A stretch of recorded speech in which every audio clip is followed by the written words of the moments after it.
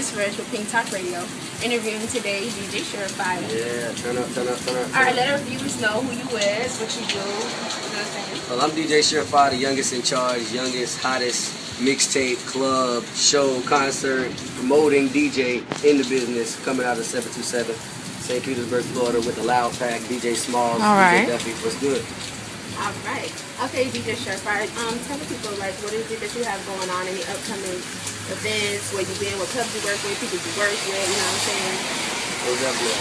Well, I currently spend every Saturday at Club Onyx in St. Petersburg, Florida, downtown on 3rd Street. June 21st, Club Sky. Me and DJ Shotgun gonna be going live, like crazy energy, crazy show. Gotta keep it 100, man. This is what we love to do. Okay, but as far as you, okay, so what artists have you worked with?